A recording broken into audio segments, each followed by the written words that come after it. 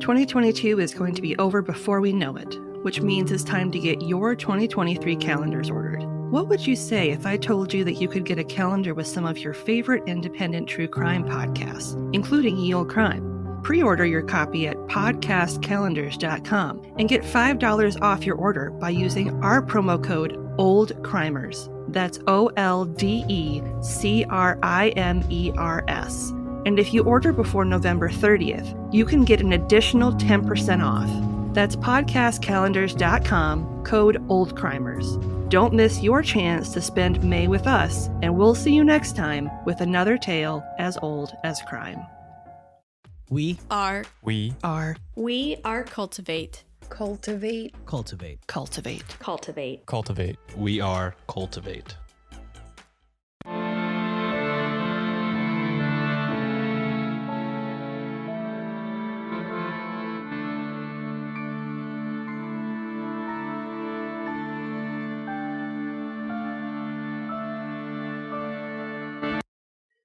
Hello and welcome to Ye Olde Crime, where we discuss the funny, strange, and obscure crimes of yesteryear.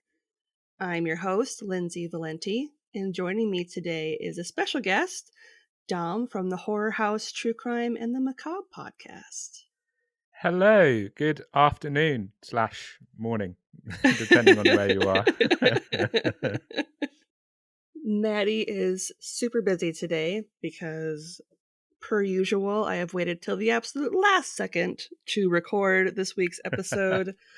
And special thank you to Dom for agreeing to rescue me in my hour of need.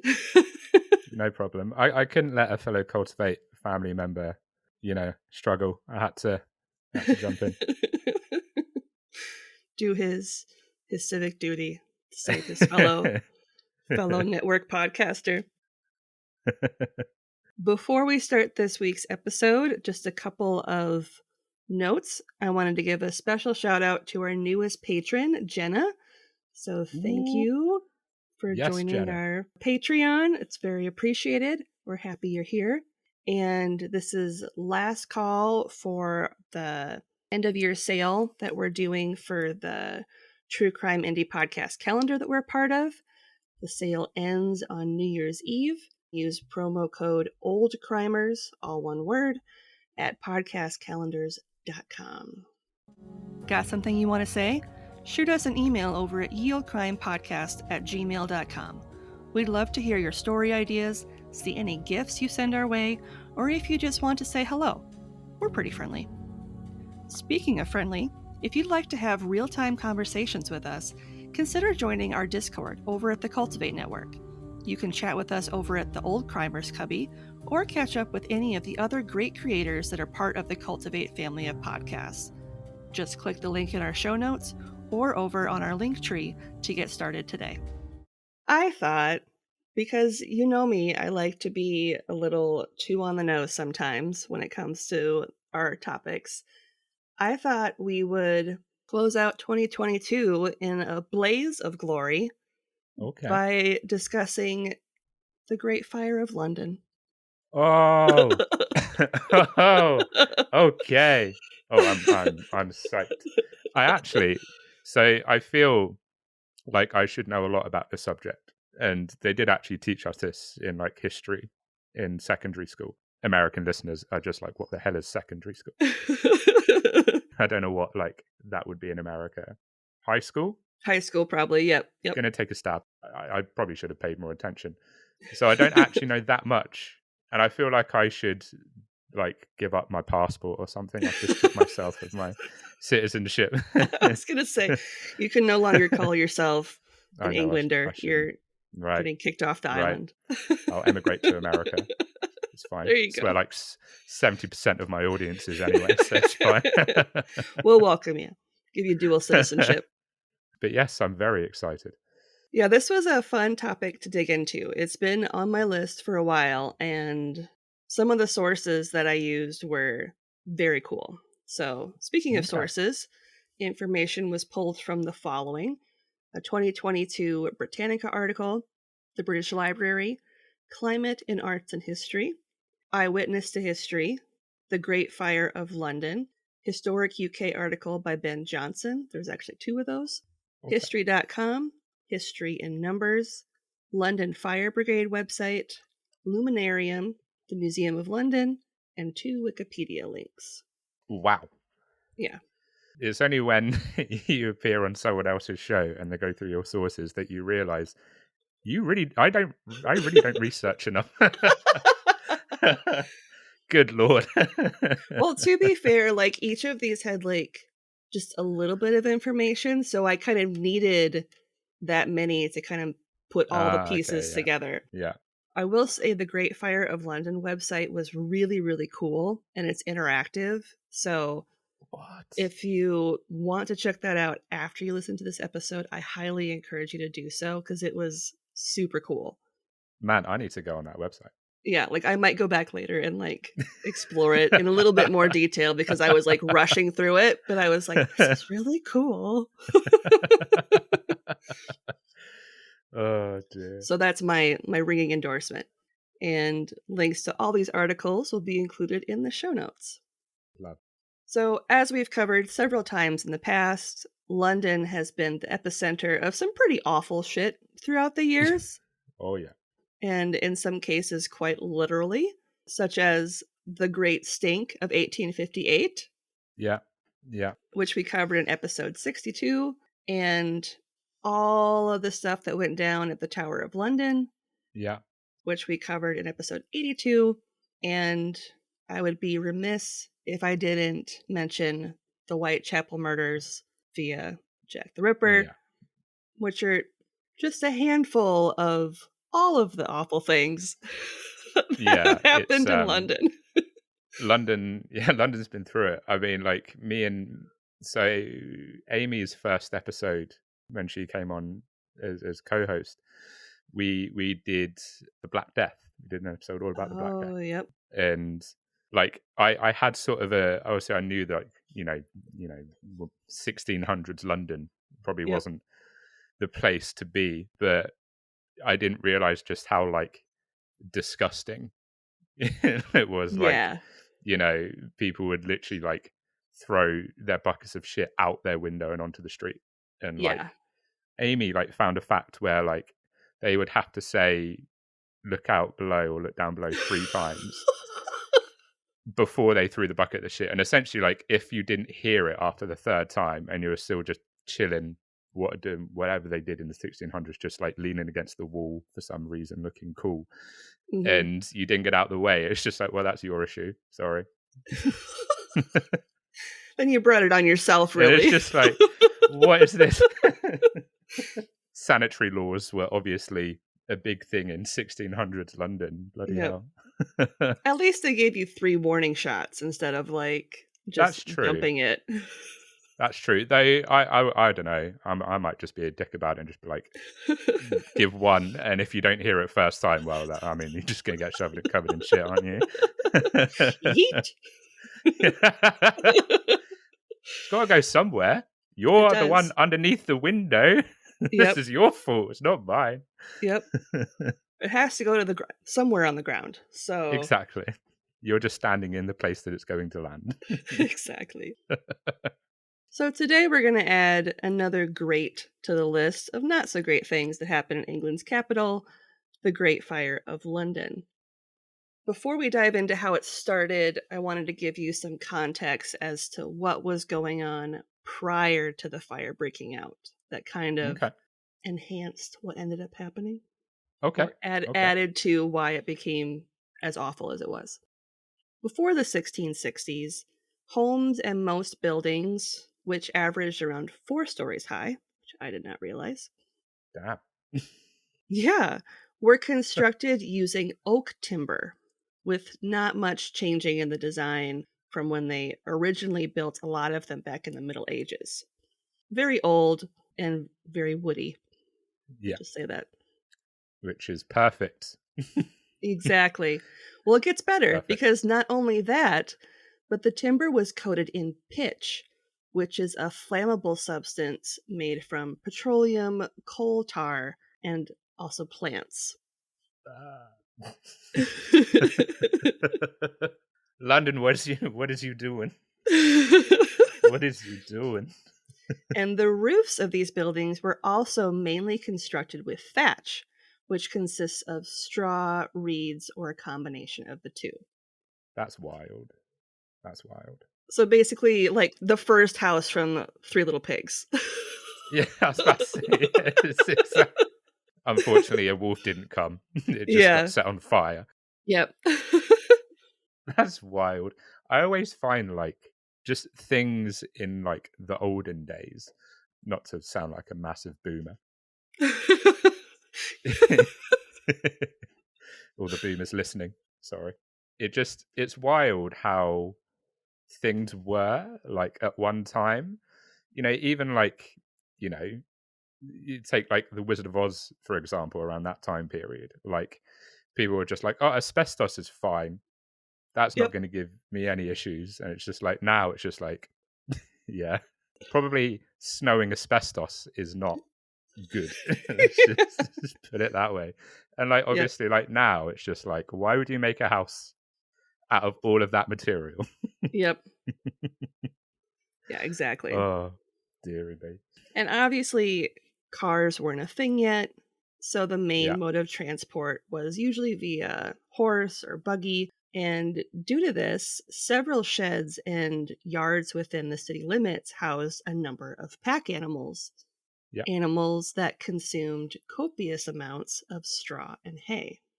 I can see the problem now. Yep. You can see where we're going with this. There's just a few things that are raising concern right now. Just a few red flags. Just a few. And not only that, but there were a lot of people in London, which was England's economic powerhouse at the time, with a population of around 500,000 people. That's madness. Mm-hmm. I wonder like what the population of London is now. I dread to think. I have such a love-hate relationship with London. Like unless I genuinely have to go to London, I will avoid it at all costs. Good old Google. As of this year, 9,541,000 people. Jesus. So, it's Wow. grown just a little bit from the Just a little bit. 1660s. And London isn't even that big. Like if you look at it on like if you like Google Earthed London and you looked at it on a map, it's really not that big. Yeah, like when I was looking even at maps from the 1660s, it's not a huge place. And I can't imagine it's grown like that much since then, because you're right, it's a pretty small city. Yeah. Like when you look at it. I suppose you've got the city and then you've got sort of outer London. But Yeah. still, wow. That's, yeah. Was it 6 million, did you say, as of? It's 9 million. Oh, 9 million. And 541,000 people right now. Good Lord. Good Lord. Not only that, but the summer of 1666 had been unusually hot, like super hot, and there was a drought because it hadn't rained for like weeks at a time, which I think is unusual for England. Like there's you guys are pretty rainy. Yeah, it pretty much it rains a lot. Like it rains in summer, it rains in autumn, it rains in winter, it rains in spring. It just rains. And like so I don't know what like an unusually dry spell would constitute, but we do get a lot of rain, and an average summer's day here is probably like if it gets in the mid-20s, and by that I mean not Fahrenheit, degrees Celsius, that's like a good day. Like 20-25 degrees Celsius is considered like balmy. Like everything just shuts down. Like the trains stop working, everyone's just like struggling. And so yeah, we get a lot of rain and we can't cope with heat. I remember like recently we had like a heat wave. I think it was actually this summer we had a heat wave where it got up to like 40 degrees Celsius in some parts, like in London. And everyone was just dying. And I do want to add that in England, we don't have air conditioning in like most spaces. So our houses don't have air conditioning. Most office buildings don't have air conditioning because we don't need it. Like it wouldn't be cost effective for us to get air conditioning units. So like it would just be like 40 degrees. The only sort of way you could circulate air was to open windows in your house, but that would just circulate the warm air around the house. So it just didn't help. So yeah, we don't cope well in anything above the low 20s. We struggle. And so I converted it for our American listeners. So 20 degrees is around 70 degrees Fahrenheit, and 40 degrees is around 104 degrees Fahrenheit. So like that's very hot. So back in the 1660s, fires were a super common occurrence, but they'd never been much of an issue in the past. Yeah. Like usually they were pretty small and easily contained, so you could put them out right away. Yeah. That is, until the morning of September 2nd, 1666, when a small fire started in the bakery for King Charles II on Pudding Lane near London Bridge. The bakery was owned by a man named Thomas Farriner. He claimed that he had put out the small fire, which originated in the oven. Around midnight, sparks from the dying embers lit firewood that was stored next to the oven. Oh dear. Yeah, and just an hour later, by 1 a.m., his house was engulfed in flames. Oh dear. Yeah. Thomas. I know.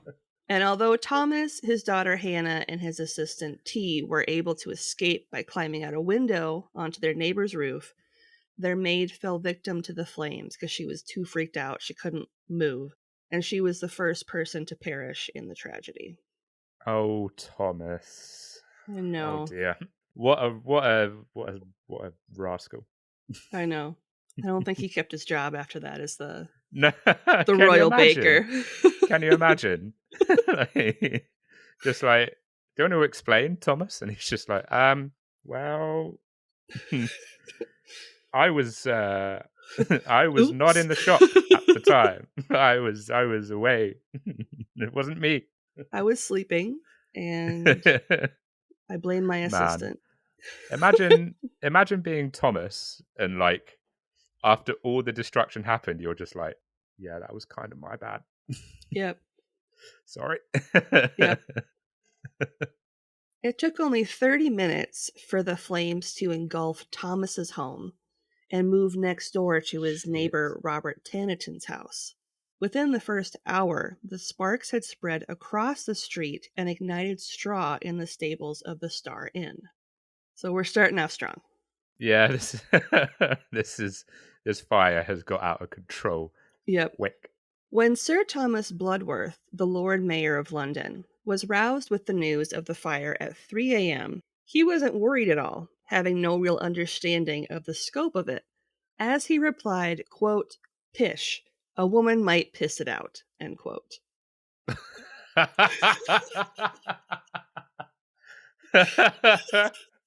What an amazing quote. I mean, that's more than someone would get. If someone woke me up at like 3 a.m. just being like, there's a fire, they might get at most an intelligible grumble, and then they'll probably like roll over and go back to sleep. Someone will piss it out. Yep. Fantastic. In no time at all, the fire raged out of control, winding its way down Fish Hill from the Church of St. Margaret towards Thames Street, consuming 300 homes. Jesus. With the strong eastern wind off of the river aiding the spread. It slithered through the various warrens of tightly packed streets, hopping from rooftop to rooftop, the tips of which were so close together they practically touched.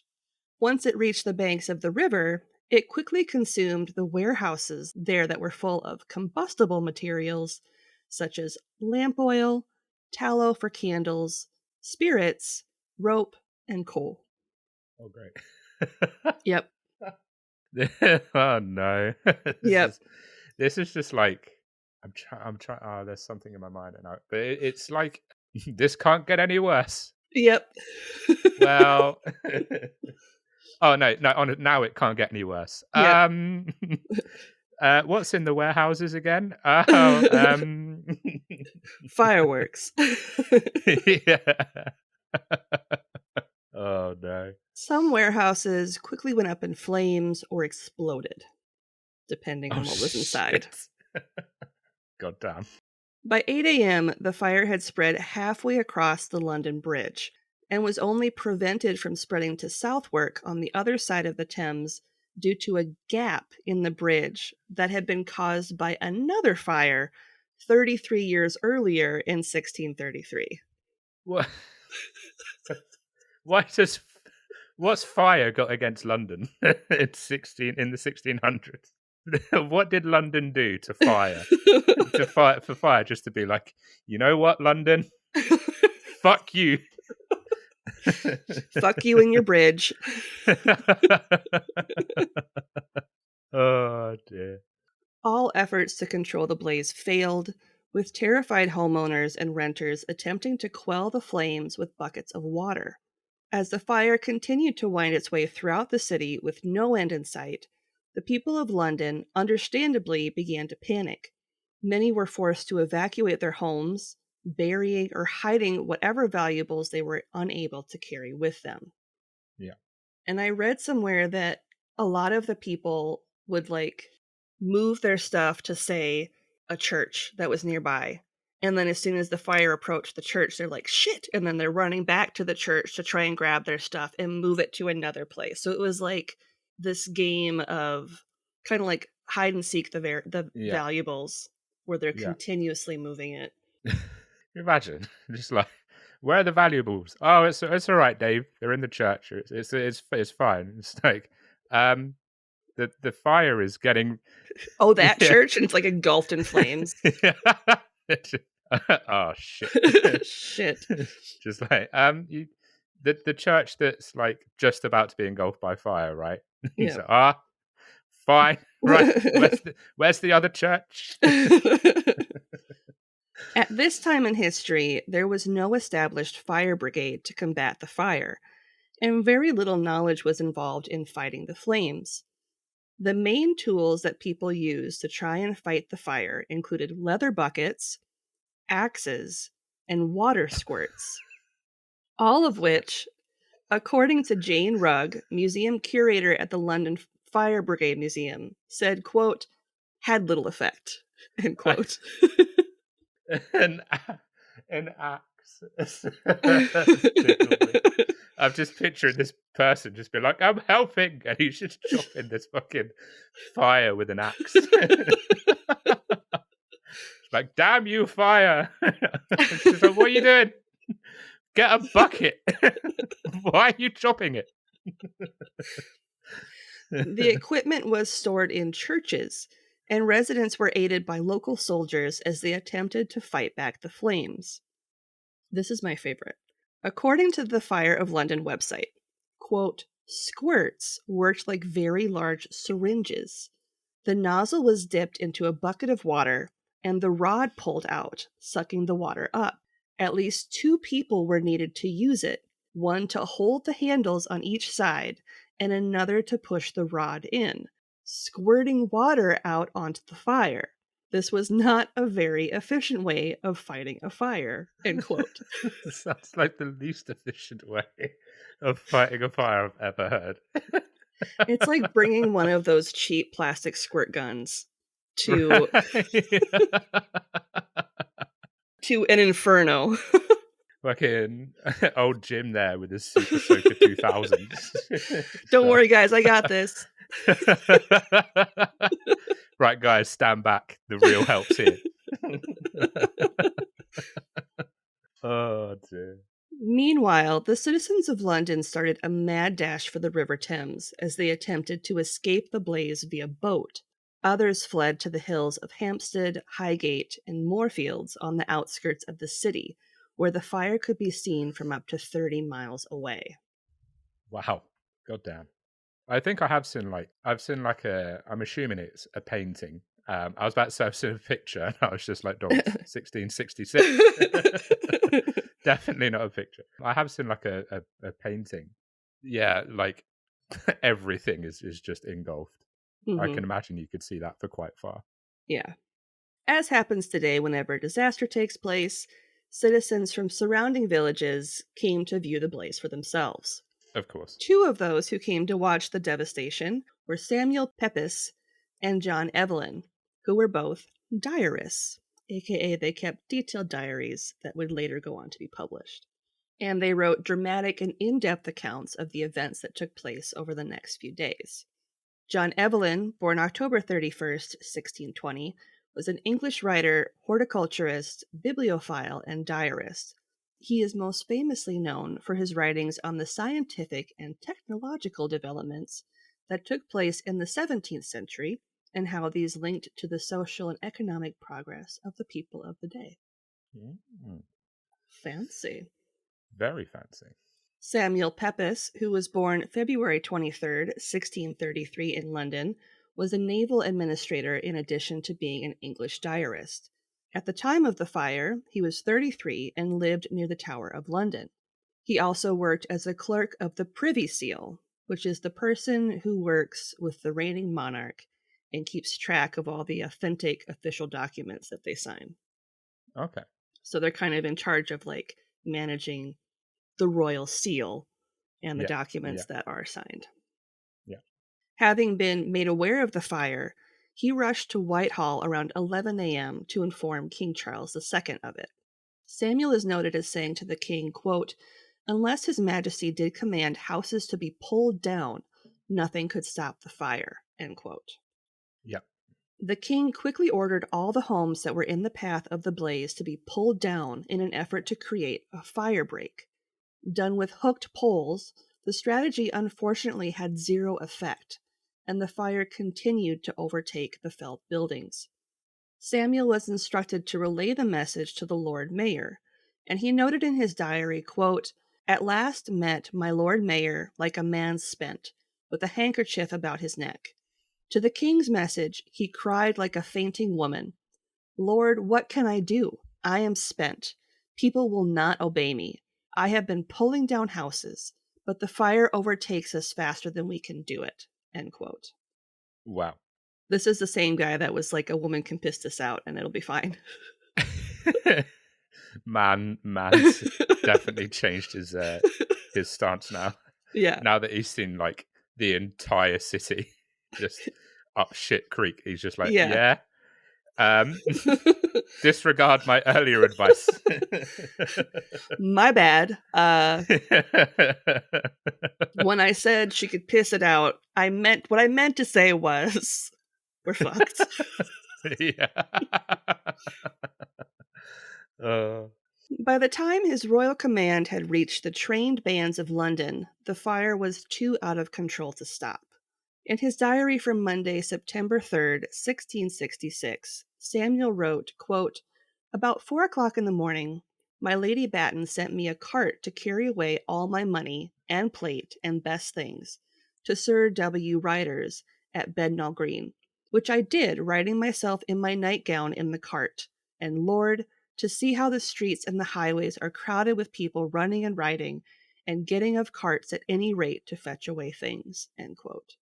I can't even imagine like how panicked and like flooded the streets would be with people just like having no idea what the hell to do. Yeah. It would be pandemonium, wouldn't it?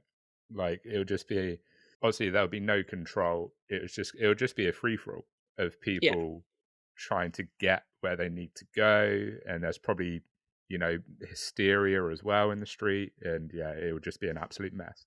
Yeah. By 9 a.m. on Monday, fire posts, staffed by 130 men each, 30 soldiers and 100 volunteers, were set up under the direction of James, the Duke of York, around the city's perimeter to try and cut off the fire and prevent it from spreading. The posts were set up at Temple Bar, Clifford's Inn Gardens, Fetter Lane, Shoe Lane, Cow Lane, Cripplegate, Coleman Street, and Aldersgate. King Charles II himself even joined the fire brigade as they attempted to fight back the blaze by passing buckets of water to one another. Fun fact, each firefighter who worked was given 1 shilling, which equates to about £5 70 pence today, and £5 worth of bread, cheese, and beer was sent to each fire post to ensure all the workers and volunteers were well fed and hydrated. Yes, let's when there's a fire and we need it putting out, let's let's give people beer. This is a great idea. Oh, Jesus Christ. I mean, saying that, like, the Thames was the main source of drinking water back then, and it was fucking disgusting. Yep. So, but still, yeah, I can't imagine firefighters getting absolutely fucking trashed and then trying to put out a fire. It's good. It's a good idea. They just keep dropping the buckets of water. The It gets like king's just halfway through the line, and they're just like, "What the fuck? Move him to the back." The king's just like, "What's going on with you men?" And the men are just like, "Well, you gave us loads of fucking beer. Really, this is your fault. Come on." Charles just like, I'm just here for the photo op. I'm not here to actually put out the fire. Yeah, he brings in like a portraitist, and he just like stands holding a bucket of water. Paint faster, You're the man. real heroes. A group of boys from Westminster School were able to hold back the fire at St. Dunstan in the east. They spent hours fighting to save homes and the church with buckets of water, ultimately saving the church. Good job, kids. Yeah, 100%. The fire halted near Temple Church before suddenly springing back to life, continuing its destructive path towards Westminster. She really didn't like that. No, Not at all. Westminster. Anywhere but Westminster. The Duke of York, who would later go on to become King James II, ordered the destruction of the paper house to create a firebreak, significantly weakening the blaze. So good on you, Okay. James. Yeah, that's some good thinking, using his noggin. Yep. Considering, it's full of paper. So best to knock that down. I mean, why is there a building? This just reminds me of like something from The Simpsons, where it's like right. This is just some sort of just like cartoon. It is, isn't it? It's this seems like a You've Been Framed episode. Yeah. If you don't know what You've Been Framed episode, it's kind of like America's Funniest Home Videos, I suppose. I love You've Been Framed, and this is just like, it just seems like it's calamity after calamity after calamity. Yeah. Refugees poured out of the city, with many passing St. Paul's Cathedral on their way. The church was also caught up in the flames at 8 p.m. that night, and they blazed so hot the lead that lined the roof melted and poured onto the streets like a molten river, covering 6 acres of land before the building itself collapsed. Good. Now we've got lava in the streets. Yep. Good. Good stuff. Yeah. I can't even imagine, like, you're running past the church and it's just like melting. Yeah, like, what would you even think? Like obviously, like, back then, people were pretty religious, weren't they? So, like, yeah, they would probably just be that and just like accuse it of being a witch or something. Mm-hmm. St. Paul's is possessed. The devil's taken over St. Paul's. By the time September 4th dawned, half of the city of London was engulfed in flames. At 6 a.m., Cheapside, one of London's main streets, began to burn. Around the same time, King Charles II and his brother, the Duke of York, rode through the city to provide encouragement to those combating the blaze. Around noon, the fire reached Ludgate and Newgate, destroying the prisons there. Oh no. So it's like, now we got criminals roaming the streets that are escaping the prisons. I feel like someone needs to make like a bingo card of this. Yeah. Just like, has anyone got lava running the streets? Yes. Who's got criminals on the loose? Bingo. Later that day, the fire hit its peak at 6 p.m. when it spread from the temple in the west all the way towards the Tower of London in the east. In some places, the walls of flame reached a height of 100 feet. Jesus. Fuck. Wow. I can't even imagine. Like, can you imagine turning around and there's just like a wall, like a huge wall of flame, just like behind mad, you? Like, yeah. I That's can't. crazy. That is crazy. You'd think it's like the end of the world if you You saw would, wouldn't something you? like that. Like, you'd definitely be like, the apocalypse is here. Yeah. Samuel Pepys spoke to the Admiral of the Navy, and starting the evening of Tuesday, September 4th, a last-ditch effort to stop the spread was devised: to use gunpowder to blow up homes that were in the path of the fire, dramatically increasing the size of the fire break. Wow. I shouldn't laugh at that, but I don't know. I could just picture being like, just like, you're just chilling, you know, Hmm. maybe the fire hasn't got to your house yet. Maybe you're one of the very lucky few, and you're just chilling, doing whatever they do inside the house in 1666. Hmm.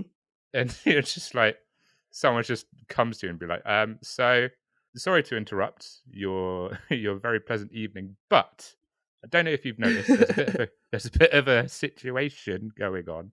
We're gonna have to blow up your house. Is that okay? Is that okay? Is that cool? So I would grab your valuables. You're going to want to bury them at the church down the street and head for the hills. Just. Oh, Jesus, that's crazy. Imagine you pop out and then you come back and you're just like, I'm pretty sure my house was like here. Well, at least the valuables were in the church, and then they turn around and the church is like razed to the ground. Well, there goes Grandma's fine china, I guess. Oh, dear. According to the Fire of London website, quote, gunpowder was used in areas next to the Tower of London, Cripplegate, Temple, Fetter Lane, and Holborn Bridge. Throughout Wednesday, the fire was gradually extinguished, though there were further outbreaks at Temple and Cripplegate that night, end quote. Wow.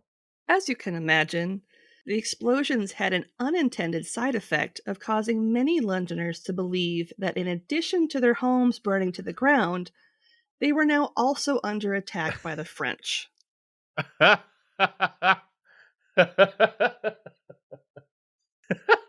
Those goddamn French. Oh dear, we love the French, we do.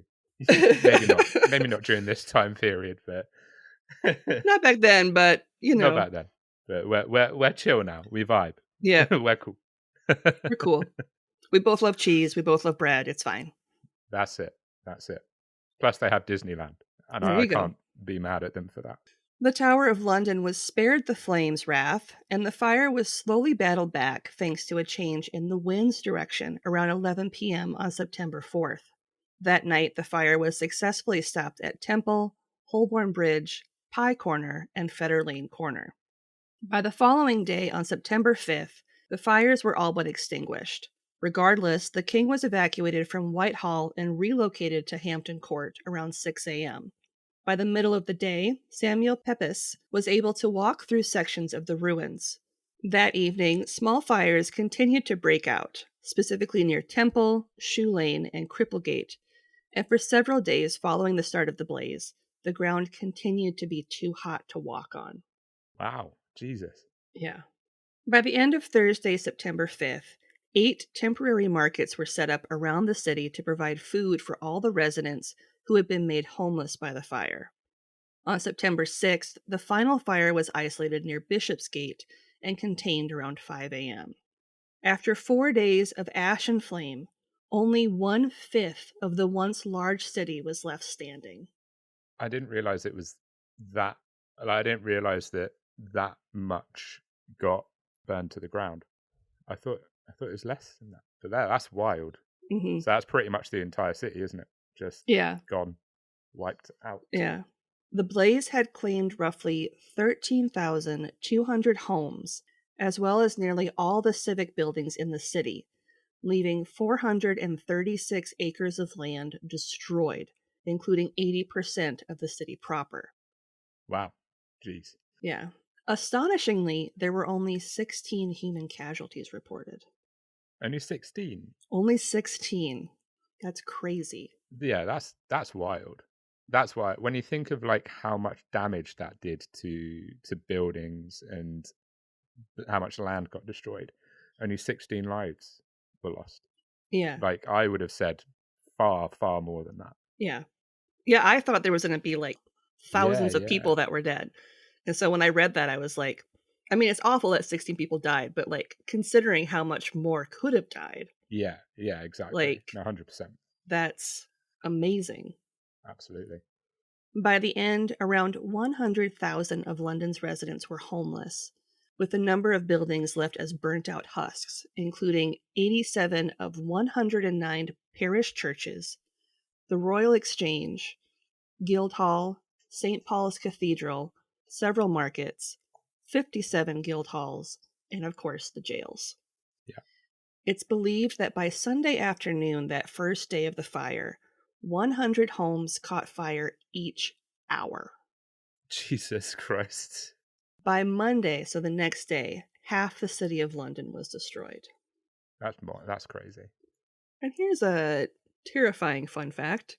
At the time that the fire broke out, around 600,000 pounds of gunpowder were being stored in the White Tower at the Tower of London. Wow. Can you imagine if all of that went off? Fucking hell. Yeah. According to John Evelyn, if the gunpowder had ignited, it wouldn't have just destroyed London Bridge, but, quote, sunk and torn all the vessels in the river and rendered the demolition beyond all expression for several miles about the country, end quote. That's crazy. That is like, was it 600,000 pounds of gunpowder? Yeah. Yeah, that would be a big, big boo-boo. Holy hell. Yeah. I can't even, like, when I saw that, I was like, you are shitting me. Like, that is insane. Oh my God. That's mad. King Charles II provided the firefighters with a generous purse that totaled 100 guineas, or around 11,400 pounds today, to be shared amongst them. The property damage was estimated to be between 5 to 7 million pounds, or 570 to 800 million pounds today. Wow. Although itself a huge tragedy, the fire did allow the people of London a fresh start. The disease-ridden, overcrowded, and filthy streets, not to mention all the rats, had been destroyed, allowing for a better city system to be established in the wake of the disaster. Yeah. Considering there had been a plague the year before, the fire was actually a blessing in disguise. Yeah. Oh, yeah, 100%. 100%. Fun fact, almost immediately after the embers of the fire had cooled, a French watchmaker named Lucky Hubert confessed to deliberately starting the fire. As you can imagine, justice came rather swiftly, and he was hanged almost immediately. Yeah. It wasn't until much later that it came to light that he was a poor and mentally disturbed man that hadn't even been in England at the time the fire was started. I'm going to go out on a limb, and I'm going to say that their reaction might have been, he's French. He must have did it. Like, hang him. Yeah. That's what I'm feeling. The poor man. Yeah. Jesus. Didn't stand a chance, did he? King Charles II appointed 6 commissioners to redesign the city. By 1671, just 5 years later, 9,000 homes and 51 churches had been constructed. New buildings were made of brick or stone, narrow alleyways were forbidden, and the streets were widened. It would take nearly 50 years to rebuild the destroyed sections of London. That's mad. As the city was being rebuilt, temporary buildings were constructed to house the homeless, but these structures were ill-equipped, and it wasn't long before disease began to spread, killing many. Of those who lived in the makeshift homes, many also perished in the harsh winter that year. Yeah. A man named Sir Christopher Wren was tasked with rebuilding London's churches. Born October 30th, 1632, Christopher is one of the most acclaimed English architects in history. He rebuilt 52 of London's 89 destroyed churches, including what is considered his greatest work, the new St. Paul's Cathedral on Ludgate Hill. Construction began in 1675 and was completed 36 years later in 1711. In his honor, there is an inscription in the church that reads, quote, "Si monumentum requiris circumspice," end quote, or, quote, "If you seek his monument, look round," end quote. Nice. Gotta love Latin. Yep. A monument was erected on Pudding Lane in the spot where the fire started between 1671 and 1677, and continues to stand as a 202-foot tall reminder of what sparked those 4 days of devastation in September of 1666. Yeah, I put a pun in there. I approve. It's believed that it was designed by Robert Hooke, but some credit it to Christopher Wren. The statue includes sculptures and engravings to tell the story of the blaze. In 1830, an inscription was removed from the monument that blamed the disaster on the, quote, "treachery and malice of the popish faction," end quote. Of course. Oops-a-doodle. 1667 was a year of rebuilding, where people cleared rubble and a lot of the time was spent planning out the new streets, drawing up building regulations, and by the end of the year, only 150 homes had been built, with public spaces like churches paid for using money from a coal tax that had been put into place that year. Of the city's original buildings that managed to survive the Great Fire of London, they include, and I'm just going to kind of list them out, the Old Wine Shades, which was a pub that was built in 1663, the Seven Stars, a pub that was built in 1602, 41 Cloth Fair, which has the distinction of being the oldest house in the city, built between 1597 and 1614, St. Bartholomew's Gatehouse, which was built in 1595, the Staple Inn, which was built in 1585 and survived until the Luftwaffe bombing in 1944 that damaged portions of the building. That's a good innings. The Guildhall, which had to have its roof rebuilt from scratch following the fire, although the building was originally constructed in 1411. St. Andrew Undershaft Church, which was built in 1532. St. Gill without Cripplegate Church, which had several construction dates, such as 1394, 1545, and 1682. It was unfortunately gutted during World War II. St. Helen's Bishopgate, the largest surviving church in London, built in the 12th century, that was once the local parish church of William Shakespeare. Ooh. Fancy. Fancy. Very fancy. The Tower of London, as we mentioned, which was built back in 1708. 74 to 75 Long Lane is another home built in 1598 that was protected from the blaze by the priory walls of St. Bartholomew's. The Hoop and Grapes, which is a pub that was built in the late 1500s.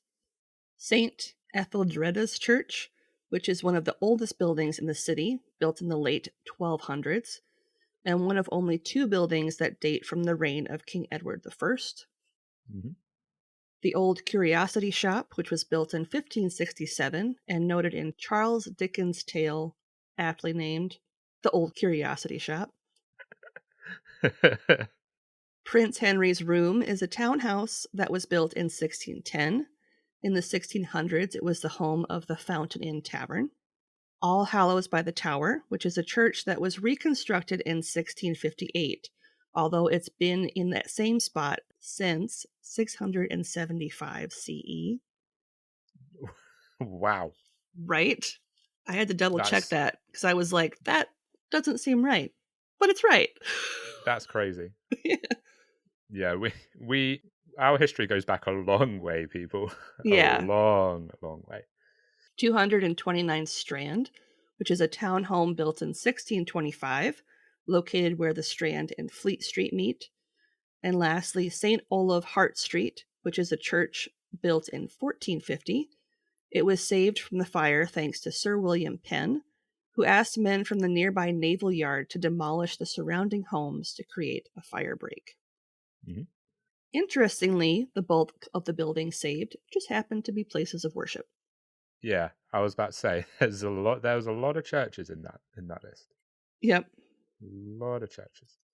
So lastly, I kind of wanted to touch on some good that happened as a result of the fire. The fire also brought about the formation of the first fire brigades and the establishment of fire insurance. The first insurance company was formed by Nicholas Barbin in 1680 and named the Fire Office before it changed its name in 1705 to Phoenix, which I think is hilarious. Yeah, that's the irony was not lost. Yeah. To protect people's investments, insurance companies employed up to 30 Thames watermen to assemble and put out fires at a moment's notice. Metal plaques were created and affixed to the tops of buildings that were insured, not only to prevent them from being stolen, but to act as both an advertisement for the service and as a marker should the building burn down to show that it was insured. Yeah. Which I thought was kind of cool. Yeah, for sure. Rumors and popular stories state that firemen employed by insurance companies would refuse to attempt to put out fires at properties that weren't insured by their firm, but there is little, if any, evidence to prove this. In fact, these companies had very strict rules that the men would be dismissed if they refused to attend every fire they were called to, regardless of if it was insured by their employer or not. Yeah. Considering how quickly fires could spread, it was crucial that the firemen of different firms worked together to put out the flames as quickly as possible. Yeah. Companies, in an effort to distinguish themselves from one another and to act as a form of advertisement, each had elaborate uniforms they were provided each year. I can't even imagine what these uniforms looked like. I'm thinking feathers. I'm thinking like a Power Ranger costume. Mm-hmm. It's all covered in sequins. Hey. Like you say, feathers, everything, whole shebang. Yep. Their equipment was very basic at first, essentially what had been used to combat the fire in 1666, buckets, axes, and fire hooks, which were similar to boat hooks that were between 8 to 15 feet long. Fire engines were introduced in the early 1700s, but were rolled out slowly. A patent was created in 1721 by Richard Newsham, who was the most successful fire engine manufacturer in the 18th century. It was able to provide a continuous jet of water, and some rivals named John Gray and Nicholas Mandel claimed to have submitted an earlier patent in 1712 for the same thing. Fun fact. In order to maintain constant water pressure to combat the fires, the men manning the engine had to continuously pump it, which was physically taxing and often required that a number of volunteers also help. Providing relief to the workers was a must, and since much of the water at that time wasn't really safe for human consumption, as you mentioned earlier, the insurance companies instead provided beer for their firemen, and expenses for this beer would be claimed by the brigade foreman after tabulating just how much beer was supplied at any particular fire. Everything is just beer. I love it. These men need hydration. Yep. Beer. I just picture whatever the nearest pub is, just getting the call and being like, "All right, boys," and they start rolling out casks of beer. Can you imagine? They start sliding them across a bar or something, and they're just like, "Right now, let's go and fight this fire." Let's go, boys. Yes. I'm kind of sloshed, but it's fine. I'm sure I've got my axe. I can chop it out. It's fine. I know how to use a hook. It's fine. And you know how many buildings have fire escapes on the outside? Yeah. Since ladders weren't equipment that was frequently carried by the fire brigade, since their first priority at the time of their inception was to focus on the survival of the building and not the people inside, a fire escape society was established in 1828 to provide manned-wheeled escape ladders. That's crazy. Yeah. How at first it was the building. I could just picture it just being at the end after they've put out all these fires, they're just so the bad news is we lost this amount of people, but the good news, The good news is we saved every single building. That's the important thing, guys. Yep. Remember, we're here to save buildings, not people. Yeah. And I love how it took them 200 years to be like, maybe we should care about the people too. Yeah. Just saying. These contraptions would be stored on certain streets in different places, so that should a fire break out and someone was trapped, it could easily be wheeled to that location to rescue those stuck inside. Many of these ladders were stored in churchyards during the day and then wheeled to different streets in the evening. Yeah. Okay. The FES would later be replaced in 1836 by the Royal Society for the Protection of Life from Fire, or the RSPLF. Yeah. And throughout London's rebuilding, lots of new regulations and innovations were made to prevent a catastrophe of the Great Fire's magnitude from happening again. In addition to the brick-faced buildings and widened roads, pavement and new sewers were laid, and the quaysides, or the areas near the water, specifically the River Thames, were much improved. Yeah. And as the last fun fact, the Lord Mayor of London was dismissed a month after the Great London Fire because people were just kind of over his bullshit. Yeah. It wasn't his finest moment. No. Really, let's be honest. Yeah. Man could have done a little bit more. Yeah, exactly. And that's the Great Fire of London. Ooh, and indeed it was great. No, that was that was really good. You know, like I said, it was probably something that was taught to us in history class, but as a teenager, you're not really sort of focused. You're sort of out and about. But no, that was very interesting. I obviously wasn't familiar with the fun facts, and some of that was wild. Like, it just seemed like it was disaster after disaster after disaster, which was just like a chain of events that just got worse and worse and worse and worse. Yep. But no, that was very interesting. I very much enjoyed that. Thank you. If you're interested in ad-free content, consider supporting us with a one-time donation either over on Buy Me a Coffee or our Venmo page, both of which are in our link tree and in the show notes. If you'd like early ad-free content, not to mention some bonus material, become a member of our Patreon today for as low as $1 a month. Looking for a new podcast? Check out the Infectious Groove podcast. My name is Russ, and I host the show along with Michelle and Kyle. Every Monday, the three of us bring you music news and tell you our jammy jams, so you'll always have new music to check out. The Infectious Groove podcast discusses music from nearly every decade and genre while openly displaying our passion for music you need to hear. On top of that, we have a thought-provoking main topic of discussion every week to get you thinking, discussing, and sharing music. We also include interviews with the music stars of yesterday, today, and tomorrow. Find us on Facebook, Twitter, Instagram, and all major podcast platforms. Subscribe and listen to the Infectious Groove podcast on your favorite podcast platform today. And this week's podcast plug is the Infectious Groove podcast. And they say, we love music, you love music. Let's talk about it. From current events, crazy show stories, what we're currently listening to, and anything else that is on our minds, there may even be a special guest on to answer all of your burning questions. Join hosts Russ, Kyle, and Michelle every Monday and check out their back catalog of their past 7 seasons. And we'll include a link to their show in the show notes. 7? Mm-hmm. That is a fair play. Fair play. Exactly. That is highly impressive. So what's something good you'd like to share, Dom? What is something good? I will be starting a new job in the new year. Nice. That is good news. I will be getting out of retail after many a year in retail. I did say that this would be my last Christmas in retail, and it looks like it will be. So yes, that's very exciting. I'm going to be working for a boarding college.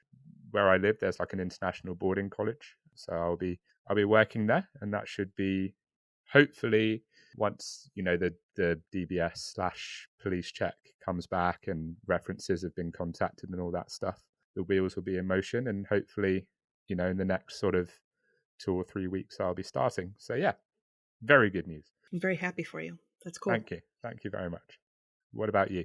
What is something good that you could share? My something good. So I think I mentioned in the past that my family, they're all snowboarders. Mhm. And there's a place we go that's fairly close to us. And my husband's actually a ski patroller there. Nice. And I've been trying to learn. Spoiler alert, I'm not very good. But I'm proud of myself because yesterday I went with my husband. I conquered my fear of heights and I went on the chairlift. Yes. I fell a lot, but I did it. I went there, and that's the first step is just putting yourself out there. And even though I wasn't able to actually board down any of the hills because I kept falling all the time, I did learn the valuable skill of how to get back up after falling all those times. So it's not a complete loss. No, that is good. And as they said in, I want to say like Batman Begins. I know it was the first Christian Bale Batman. The scene where he sort of falls down the well, and the dad's like, "Why do we fall?" And he's like, "To learn to pick ourselves back up." Yep. So no, that's amazing. I did see actually in the Slack chat you might have said about you going boarding. I'm not sure if it was yesterday or it might have been sort of one of the times that you had gone. So yes, I am very proud. Thank very you. proud, very happy. I will definitely say that when I was in the States at camp over the summer, we did a trip day to like a ski, like it was like a high ropes course. Mm-hmm. And in the winter, it was like a ski sort of place, and they had a chairlift, and I'd never been on a chairlift before, and my God, it was utterly terrifying. Yeah, I don't like. It's the scariest thing in the fucking world because you're like going over rocks, and like it's just like if this falls, yeah. like, and it would get to like every so often you would have like the posts and you'd have the wheels that it would go over, Mm-hmm. and it would like jerk and it would shake around and it would swing a little bit, and oh my God, it was horrendous. Yeah. It was awful. Yeah. It was pretty terrifying. I did tell my husband as we were heading home, because I get in my head a lot, so then I get very stubborn, I get very down on myself, and I said, next time we go, maybe I just need to be like a little bit tipsy so I'm not as in my head and I can like more go with the flow instead of just being like fuck shit like the whole time. Like keep falling down. So but no, it's good that you went out of your comfort zone. Yeah. I think that obviously our comfort zone is a good place, and we try and avoid getting out of that zone. But it's good that you put yourself out there, and I think that's the main thing. Mm-hmm. You might have fell over a lot, or it might not have been as smooth as you would like, but the main thing is you tried. Yep. So. And it was my first real time doing it, so I need to remind myself that no one's good at stuff the first time they do it. It takes a while to get good at things. So practice makes perfect. Exactly. Listen to my first episode, because that was mine fucking too, yeah. dreadful. That was awful. Mine too. And look at me now. I'm a semi-capable podcast host at this point. Look at how I've blossomed. Look at how I've grown. I don't sound utterly terrified anymore. There you go. Well, on that note, let's shut her down. Looking for more content? You can find us online at yeoldecrimepodcast.com. If you'd like to see pictures from this week's episode, not to mention bonus content and funny memes, make sure to follow us on Twitter at yeoldecrimepod and on Facebook and Instagram at yeoldecrimepodcast. On TikTok? Of course you are. Follow us at yeoldecrimepodcast. A great way to support the show is to leave a 5-star rating and review wherever you listen to your podcasts, such as Apple Podcasts, Podchaser, Good Pods. I know there are some other ones out there, but I'm not as familiar. And this week's review comes from Bert E. the Podmaster on Apple Podcasts. Nice. And it says, 5 stars. Really enjoyable take on true crime. So thank you. Nice. If you want a playlist of all our episodes on YouTube, click the link in our show notes or in our link tree and subscribe today for not only a list of our full catalog, but a separate list as well, just of our Can You Crack the Cramp Word segments.